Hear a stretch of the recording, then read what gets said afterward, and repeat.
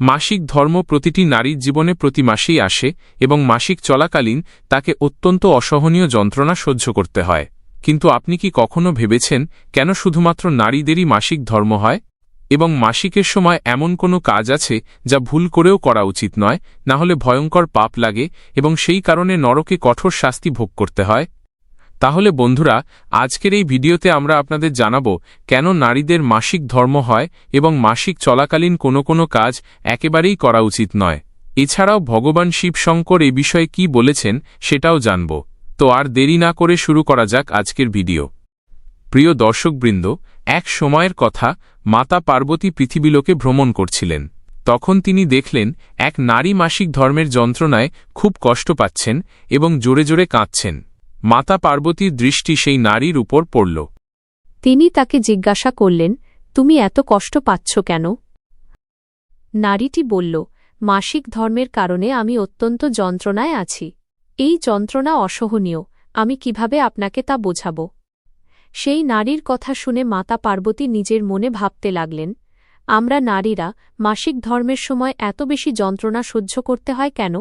শেষ পর্যন্ত মাসিক ধর্ম শুধুমাত্র নারীদেরই কেন হয়? আর মাসিকের সময় নারীদের অচ্যুত কেন মনে করা হয়? আমরা কি মানুষ নই? এই ভেদাভেদ শুধু আমাদের নারী জাতির সঙ্গেই কেন করা হয়? আমার মনে যে সন্দেহ জাগছে তার সমাধান এখন একমাত্র ভগবান শিবই করতে পারেন। এরপর মাতা পার্বতী মনে মনে এইসব চিন্তা করে সরাসরি ভগবান শিবের কাছে গেলেন। তখন ভগবান শিব মাতা পার্বতীকে বললেন, হে দেবী, আপনাকে স্বাগতম। আপনার মন আজকে খুবই অস্থির বলে মনে হচ্ছে।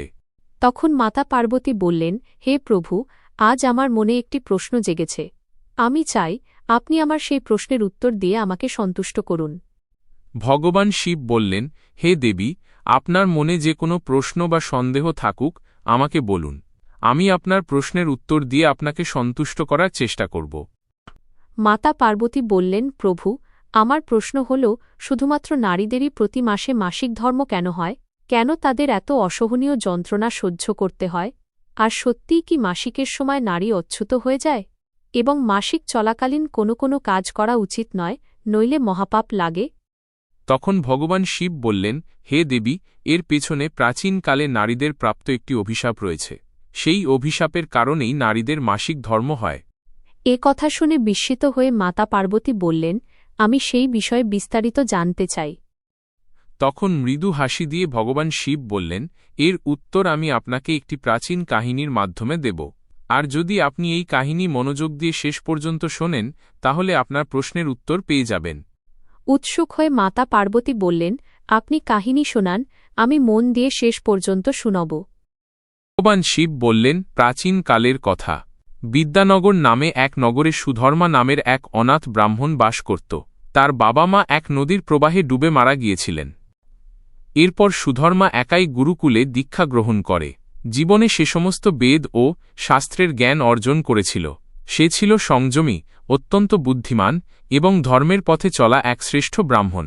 তার নগরের সকল মানুষ তাকে অত্যন্ত সম্মান করত। সুধর্মা প্রতিদিন যজ্ঞ করত, দান ধর্ম করত এবং সন্ধ্যা উপাসনাও করত।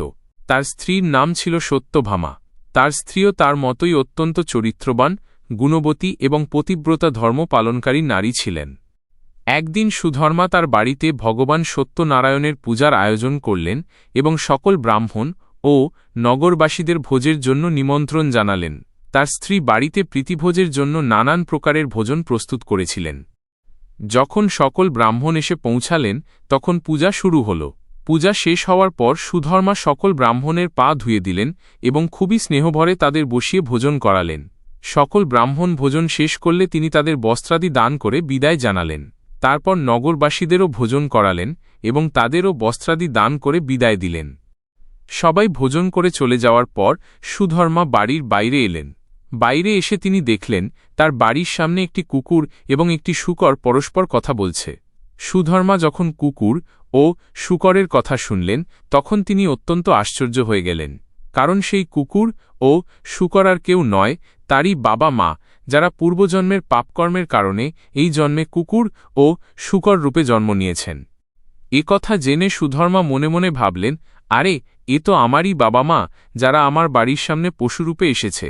কিন্তু তারা পূর্বজন্মে এমন কোন পাপ করেছিলেন যার ফলে আজ তাদের কুকুর ও শূকরের জন্ম নিতে হয়েছে? এখন আমি তাদের মুক্তির জন্য কি করতে পারি? এরপর রাত হয়ে গেল। সুধর্মা শয্যায় শুয়ে পড়লেন, কিন্তু তার ঘুম এলো না। তার মনে বারবার একই কথা ঘুরতে লাগল, আমি আমার বাবা মায়ের মুক্তির জন্য কি করব? সারা রাত তিনি এই চিন্তায় অস্থির রইলেন। ভোর হতেই তিনি তার গুরু মুনি বশিষ্ঠজির আশ্রমে পৌঁছে গেলেন। সেখানে গিয়ে দেখলেন মুনি বশিষ্ঠ তার কুটিরে ধ্যানমগ্ন হয়ে বসে আছেন। কিছুক্ষণ পরে মুনি বশিষ্ঠ চোখ খুলে দেখলেন তার সামনে সুধর্মা দাঁড়িয়ে আছে। তাকে দেখে মুনি বশিষ্ঠ বললেন, কি হয়েছে শিষ্য, তুমি এত চিন্তিত কেন? সুধর্মা বললেন, গুরুদেব, গতকাল আমার সঙ্গে যে ঘটনা ঘটেছে সেই বিষয় নিয়ে আমি খুবই উদ্বিগ্ন। আশ্চর্য হয়ে মুনি বশিষ্ঠ বললেন, কোন ঘটনা? সবকিছু স্পষ্ট করে বলো, তবেই তোমার সমস্যার সমাধান করতে পারব। সুধর্মা বললেন, গুরুদেব, গতকাল আমি আমার বাড়িতে ভগবান সত্যনারায়ণের পূজা করিয়েছিলাম। সেখানে বহু ব্রাহ্মণ ও নগরবাসীকে ভোজন করিয়েছিলাম এবং সকলকে বস্ত্রাদি দান করেছিলাম। তারপর যখন আমি বাড়ির বাইরে এলাম তখন দেখলাম আমার দরজার সামনে একটি কুকুর ও একটি শূকর দাঁড়িয়ে কথা বলছে। সেই কুকুরটি শূকরকে বলছিল, আজ দেখো কি ঘটনা ঘটেছে। আমাদের পুত্রের বাড়িতে ব্রাহ্মণদের ভোজনের জন্য যে দুধ রাখা ছিল, একটি সাপ সেই দুধের পাত্রে তার বিষ ঢেলে দিয়েছিল। এটা দেখে আমি খুব চিন্তিত হয়ে পড়েছিলাম, কারণ সেই দুধ দিয়ে রান্না হওয়ার কথা ছিল। যদি আমার পুত্রের বাড়িতে সেই বিষাক্ত দুধ দিয়ে কিছু রান্না হতো এবং সকলে তা খেত, তাহলে সবার মৃত্যু হয়ে যেত। তাই আমি এক ধাক্কা দিয়ে দুধ ভরা পাত্রটি ফেলে দিলাম, যাতে সব দুধ মাটিতে পড়ে যায়। ঠিক তখনই আমার পুত্রবধূ আমাকে দেখে ফেলে এবং লাঠি দিয়ে আমাকে প্রচণ্ড মারধর করে। ফলে আমার শরীরে অনেক আঘাত লেগেছে, এখন আমি ঠিকমতো হাঁটতেও পারছি না। এই যন্ত্রণা আর সহ্য করতে পারছি না। কুকুরের এই কথা শুনে সেই শুকরি অত্যন্ত দুঃখিত হয়ে পড়ল এবং সে কুকুরটিকে বলল, হে স্বামী, এখন আমি আপনাকে আমার দুঃখের কারণ বলি। পূর্বজন্মে আমরা এই ব্রাহ্মণের পিতা মাতা ছিলাম। আজ এই ব্রাহ্মণ সকলকে ভোজন করিয়েছে, কিন্তু আমার সামনে একটিও গ্রাস পর্যন্ত দেয়নি, এমনকি আমাকে জলও দেয়নি। আর এখনও পর্যন্ত উচ্ছিষ্ট খাদ্য বাইরে ফেলেনি, যা খেয়ে আমি আমার ক্ষুধা নিবারণ করতে পারতাম। এ পর্যন্ত কথা বলে সুধর্মা বলল, হে মুনিবর, কুকুর ও শূকরের এই কথাগুলি শুনে আমি গতকাল থেকে খুবই চিন্তিত। আমার বাবা মা পূর্বজন্মে এমন কি পাপ করেছিলেন যার কারণে এ জন্মে কুকুর ও শূকরের জন্ম পেয়েছেন? তাই আমি আপনার কাছে এসেছি। অনুগ্রহ করে আপনার দিব্যশক্তি দিয়ে জেনে আমাকে বলুন, কোন কারণে তাদের এমন দুর্দশা হয়েছে এবং তাদের মুক্তির জন্য আমাকে কি করতে হবে। তখন মুনি বশিষ্ঠ ধ্যানস্থ হয়ে সব দেখলেন যা তার বাবা মা পূর্বজন্মে করেছিলেন। এরপর তিনি সুধর্মাকে বললেন, হে ব্রাহ্মণ সুধর্মা, তোমার বাবা মা পূর্বজন্মে ঘোর পাপ করেছিলেন এবং সেই পাপকর্মের ফলেই তাদের এই দুর্দশা হয়েছে।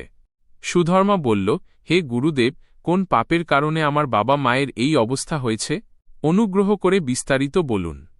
মুনি বশিষ্ঠ বললেন, হে ব্রাহ্মণ সুধর্মা, এই কুকুরটি যে তোমার পিতা, পূর্বজন্মে তিনি বিষ্ণুনগরের এক শ্রেষ্ঠ ব্রাহ্মণ ছিলেন। তার বিদ্যা ও সম্মান সমগ্র নগরে প্রসিদ্ধ ছিল, কিন্তু জীবনে তিনি কিছু এমন কর্ম করেছিলেন যার ফলে এ জন্মে পশুজনিতে আসতে হয়েছে। একদিন তিনি একাদশীর ব্রত রেখেছিলেন, কিন্তু ব্রতের নিয়ম পালন করতে পারেননি। ব্রত থাকা সত্ত্বেও তিনি আহার করেছিলেন। তদুপরি একাদশীর দিন দান ধর্মও করেননি। তার দ্বারে আগত এক ভিখারিকে তিনি আহার না দিয়ে তাড়িয়ে দিয়েছিলেন। সেই ভিখারি তাকে অভিশাপ দিয়েছিল, যেমন আমি আজ ক্ষুধার্ত, তেমনি একদিন তুমিও ক্ষুধায় কষ্ট পাবে। এছাড়াও পূর্বজন্মে মাসিক ধর্মের সময় তিনি তোমার মায়ের সঙ্গে সহবাস করেছিলেন। এই সকল পাপের ফলেই তোমার পিতা এ জন্মে কুকুরের জন্ম পেয়েছেন এবং এখন সেই পাপের শাস্তি ভোগ করছেন। হে ব্রাহ্মণ সুধর্মা, এখন তোমার মায়ের কথা শোনো। নারীর জন্য মাসিক ধর্মের সময় কিছু বিশেষ নিয়ম ও মর্যাদা নির্ধারিত আছে যা পালন করা আবশ্যক, কিন্তু তোমার মা সেই নিয়ম লঙ্ঘন করেছিলেন, ফলে তিনিও মহাপাপের ভাগী হন। মাসিক অবস্থায় থেকেও তিনি রান্না করেছিলেন। শাস্ত্রমতে এই সময় রান্না করা নিষিদ্ধ, কারণ সেই সময় নারীর বিশ্রাম নেওয়া উচিত এবং পবিত্র কর্ম থেকে দূরে থাকা উচিত। কিন্তু তিনি এই নিয়ম ভঙ্গ করে রান্নাঘরের কাজ করেছিলেন, ফলে তার পবিত্রতা ভঙ্গ হয় এবং খাদ্যে অশুদ্ধতা আসে। এটাই ছিল প্রথম পাপের কারণ। এছাড়া এই অবস্থায় থেকেও তিনি ভগবানের পূজা করেছিলেন এবং তুলসী গাছে জল অর্পণ করেছিলেন, যা শাস্ত্রমতে অনুচিত। এর ফলেও তিনি মহাপাপের অংশীদার হন। এমনকি মাসিক অবস্থায় থেকেও তিনি তোমার পিতার সঙ্গে শারীরিক সম্পর্ক স্থাপন করেছিলেন, এমনটি বহুবার ঘটেছিল। এর ফলেই তোমার মা বাবার অকাল মৃত্যু হয় এবং সেই পাপের কারণে তোমার মা এ জন্মে শূকরের জন্ম পেয়েছেন। কারণ মাসিক ধর্মের সময় নারী ৩ থেকে ৪ দিনের জন্য অপবিত্র হয়ে যায়। তাই এই সময় পূজা পাঠ বা সৎসঙ্গ করা উচিত নয়। এই ৩ থেকে ৪ দিনে চুল ধোয়া উচিত নয়, এতে স্বামীর আয়ু হ্রাস পায়। মাসিক অবস্থায় গাছপালা স্পর্শ করা উচিত নয়। আর সবচেয়ে গুরুত্বপূর্ণ বিষয় হল, এই সময় স্বামীর সঙ্গে সহবাস করা একেবারেই উচিত নয়, কারণ এতে মহাপাপ লাগে। মাসিক ধর্মে নারী ৩ থেকে ৫ দিন অপবিত্র থাকে। পঞ্চম দিনে স্নান করে পবিত্র হয়। ষষ্ঠ দিনে স্নান করার পর রজস্বলা নারীর প্রথমে স্বামীর মুখ দর্শন করা উচিত, অন্য কোনো পুরুষের মুখ দেখা উচিত নয়। যদি স্বামী কাছে না থাকেন তবে সূর্যদেবের দর্শন করা উচিত। এরপর গুরু বশিষ্ঠ বললেন, হে ব্রাহ্মণ শ্রেষ্ঠ, এই পাপের কারণেই তোমার পিতা কুকুর এবং তোমার মাতা শূকরের জন্ম পেয়েছেন। মুনি বশিষ্ঠর কথা শুনে সুধর্মা বলল, হে গুরুদেব, আপনি বলেছেন কোন পাপের কারণে তারা এই জন্ম পেয়েছেন, কিন্তু এখন তাদের মুক্তির জন্য আমি কি করব? গুরু বশিষ্ঠ বললেন, হে ব্রাহ্মণ সুধর্মা, তুমি যে কোনো অমাবস্যা তিথিতে তোমার বাবা মায়ের মুক্তির জন্য শ্রাদ্ধ ও তর্পণ করো, দান ধর্ম করো, গোমাতার সেবা করো, গোমাতাকে ভোগ দাও এবং তাদের মুক্তির জন্য ভগবানের কাছে প্রার্থনা করো। এরপর সুধর্মা বাড়ি ফিরে অমাবস্যার রাত্রিতে শ্রাদ্ধ সম্পন্ন করলেন। এইভাবে তার বাবা মা মুক্তি লাভ করলেন। বন্ধুরা, কাহিনী এগিয়ে ভগবান শিব মাতা পার্বতীকে বললেন, হে দেবী, এখন নিশ্চয়ই আপনি বুঝতে পেরেছেন মাসিক ধর্মের সময় নারীদের কোনো কোনো কাজ করা উচিত নয়। এবার আমি বলি, নারীদের মাসিক ধর্ম কেন হয় এবং কেন এত যন্ত্রণা সহ্য করতে হয়। শুনুন, সত্যযুগে কল নামের এক প্রসিদ্ধ অসুর ছিল। অসুর হওয়ায় তার স্বভাবও ছিল দানবীয় এবং সে সর্বদা যুদ্ধের জন্য প্রস্তুত থাকত। একদিন সে অন্যান্য অসুরদের সঙ্গে নিয়ে স্বর্গলোক অধিকার করার জন্য আক্রমণ করল। তাদের কাছে ভয়ঙ্কর শক্তিশালী অস্ত্র ও তলোয়ার ছিল। এ দৃশ্য দেখে স্বর্গলোকের দেবতারা ভীত হয়ে পড়লেন এবং সঙ্গে সঙ্গে ব্রহ্মার কাছে গেলেন। সকল দেবতাকে একত্রে দেখে ব্রহ্মা জিজ্ঞাসা করলেন, কি হয়েছে? আপনারা এত ভীত কেন? স্বর্গলোকে সব ঠিক আছে তো? দেবতারা বললেন, না ব্রহ্মদেব, কিছুই ঠিক নেই। অসুররা স্বর্গলোকে আক্রমণ করেছে। তাদের কাছে অস্ত্র আছে, কিন্তু আমাদের কাছে নেই। তাই আমরা আপনার সাহায্য চাইতে এসেছি। তখন ব্রহ্মা বললেন, আপনারা মহর্ষি দধীচির কাছে যান। তিনি তার অস্থি দিয়ে আপনাদের অস্ত্র প্রদান করবেন এবং সেই অস্ত্র দিয়ে আপনারা অসুরদের বধ করতে পারবেন। এরপর সকল দেবতা মহর্ষি দধীচির আশ্রমে গেলেন এবং প্রার্থনা করে বললেন, হে দধীচি মহর্ষি, অসুররা স্বর্গলোকে আক্রমণ করেছে আর আমাদের কাছে যুদ্ধ করার মতো অস্ত্র নেই, তাই আমরা আপনার কাছে সাহায্য চাইতে এসেছি। অনুগ্রহ করে আমাদের অস্ত্রশস্ত্র প্রদান করুন। দেবতাদের এই কথা শুনে মহর্ষি দধীচি তাঁদের অস্ত্রশস্ত্র প্রদান করলেন। তারপর সকল দেবতা সেই অস্ত্র নিয়ে স্বর্গলোকে ফিরে গিয়ে অসুরদের সঙ্গে যুদ্ধ শুরু করলেন। সেই যুদ্ধে ইন্দ্রদেবও উপস্থিত ছিলেন এবং তিনি অসুরদের পরাজিত করছিলেন। এভাবে দেবতা ও দানবদের মধ্যে আকাশপথেও ভয়ঙ্কর যুদ্ধ চলতে লাগল। অবশেষে দেবরাজ ইন্দ্র ও অসুর কল মুখোমুখি হলেন। তাঁদের মধ্যে ভীষণ যুদ্ধ শুরু হয়। দেবরাজ ইন্দ্র তাঁর বজ্রাস্ত্রের প্রহার করে কলকে বধ করেন, কিন্তু তার দেহে ব্রহ্মহত্যার দোষ বিরাজ করছিল, ফলে ইন্দ্রদেব ব্রহ্মহত্যার পাপে দুষ্ট হলেন। এই কারণে দেবরাজ ইন্দ্র ব্রহ্মার কাছে গেলেন এবং ব্রহ্মহত্যার পাপ থেকে মুক্তি পাওয়ার উপায় জানতে চাইলেন। তখন ব্রহ্মা বললেন, হে ইন্দ্রদেব, ব্রহ্মহত্যার এই মহাপাপ থেকে বাঁচার একমাত্র উপায় হল এই পাপকে 4 ভাগে বিভক্ত করে দান করে দাও, তাহলেই তুমি সম্পূর্ণভাবে এই পাপ থেকে মুক্তি পাবে। ইন্দ্রদেব বললেন, তা কিভাবে সম্ভব? তখন ব্রহ্মা বললেন, তোমার ব্রহ্মহত্যার পাপের 1/4 অগ্নির মধ্যে থাকবে। যে মানুষ অগ্নিকে আহুতি দেবে না, সে এই পাপ ভোগ করবে। দ্বিতীয় 1/4 জলের মধ্যে থাকবে। যে কেউ জলে থুথু ফেলবে বা জলে মলমূত্র ত্যাগ করবে, সে এই পাপের অংশীদার হবে। তৃতীয় 1/4 গাছপালা ও বৃক্ষের মধ্যে থাকবে। যে ব্যক্তি অকারণে বৃক্ষ কাটবে, সে ব্রহ্মহত্যার পাপে দুষ্ট হবে। এরপর কাহিনী এগিয়ে ভগবান শিব বললেন, হে দেবী, এইভাবে ব্রহ্মহত্যার ভয়ঙ্কর পাপ থেকে রক্ষা পাওয়ার জন্য ইন্দ্রদেব পাপের 3টি অংশ অগ্নি, জল ও বৃক্ষকে প্রদান করলেন।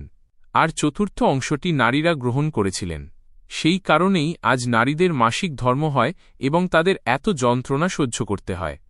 এই জন্য যে কোনো পুরুষ মাসিক ধর্মের সময় কোনো নারীকে স্পর্শ করলে বা তার সঙ্গে সহবাস করলে ব্রহ্মহত্যার পাপ লাভ করে। ভগবান শিব বললেন, হে দেবী, এখন আমি আপনার সমস্ত প্রশ্নের উত্তর দিয়েছি। তখন মাতা পার্বতী সন্তুষ্ট হয়ে বললেন, প্রভু, আমি আপনাকে আন্তরিক ধন্যবাদ জানাই। আমি এই জ্ঞান প্রচার করব। তাই আশা করি আপনাদের এই কাহিনী অবশ্যই ভালো লেগেছে। ভিডিওটি লাইক করতে এবং চ্যানেলটি সাবস্ক্রাইব করতে ভুলবেন না।